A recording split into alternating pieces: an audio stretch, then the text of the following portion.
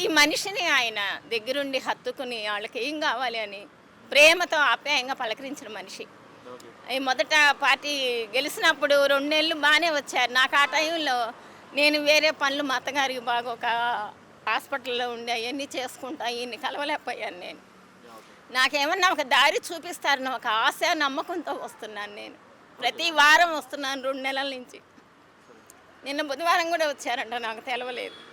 నమ్మకం ఉందా మరి? ఇప్పుడు సహాయం చేస్తారా, ఏమైనా సపోర్ట్ చేసి గుర్తిస్తారన్న? పూర్తిగా నమ్మకం ఉంది. అడగమంటున్నారు, ఏం కావాలని అడగమంటున్నారు, నేను అడగలేకపోతున్నాను. ఏమడుగుతారు ఇప్పుడు? అడుగుతారు కదా మళ్ళీ, అప్పుడు ఏం చెప్తారు? ఏం కావాలని అడుగుతారు? డెవలప్మెంట్ ఇవ్వమని, నాకు బ్రతుకు తెరువు చూపించమని. ఓకే, ఒక స్టూడెంట్స్కి మీకంటూ ఒక టీచర్ కింద లైక్ ఒక ఆప్షనబుల్గా ఏదైనా గుర్తించి ఏదైనా ఇస్తే వర్క్ చేసుకున్నట్టు నేను చేస్తాను. అదమ్మా, నాకు ఉండడానికి ఇల్లు లేదు, ఆశ్రమం నడిపిన ఆస్తులన్నీ అవజేస్తాను.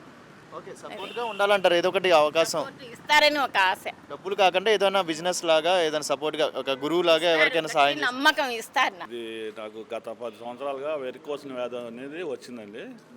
ఇది మామూలుగా జగన్ గారు ఉండగా గవర్నమెంట్ హాస్పిటల్లో సర్జరీ చేయించుకున్నా, అయినా తగ్గల. ఓపెన్ సర్జరీ చేశారు.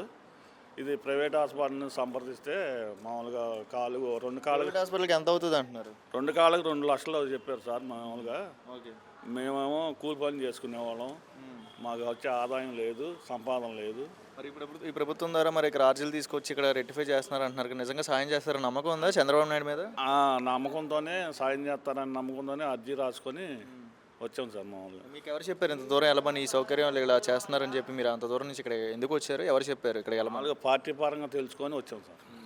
గతంలో ఎవరైనా ఇలా లీడర్స్ వచ్చి ప్రజలకు సహాయం చేయడం కానీ, ప్రజలకి ఆరోగ్యాల పరంగా చూసుకోవడం కానీ, హాస్పిటల్ సజెస్ట్ చేయడం కానీ చూసారు గతంలో? ఏ ప్రభుత్వంలో చూసారు ఇలాగా? ఇలా ఎక్కడ నేను మరి ఏ ఆఫీసులో కూడా గతం ప్రభుత్వంలో చూడలేదండి.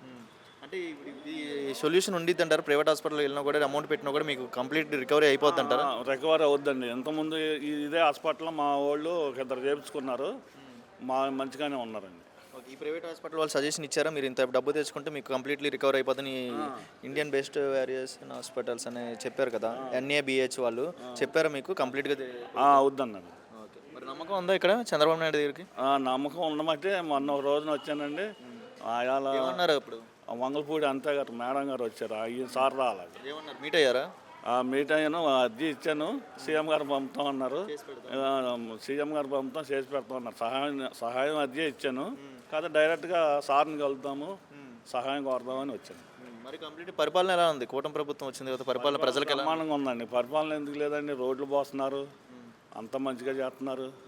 మామూలుగా ఎవరికి ఏది కావాలన్నా సహాయాలు చేస్తున్నారు. ఈ సర్వీస్లో ఇలాంటి ముఖ్యమంత్రిని చూసారా ప్రజల్లోకి వచ్చి మాట్లాడడం కానీ ఇలాగా? ఇప్పుడు 30 సంవత్సరాలండి, నేను 30 సంవత్సరాలు అయింది నాకు ఓటు వచ్చి. తెలుగుదేశం పక్షానే నడుతున్నాం మేము. అంటే ఒక సీఎం అనేది ప్రజల్లోకి వచ్చి మాట్లాడడం, ఇలా అర్జీలు తీసుకోవడం ఇలా చూసారా గతంలో? ఏ ముఖ్యమంత్రిని చూసారా? లేదు, ఏ ముఖ్యమంత్రి లేదండి.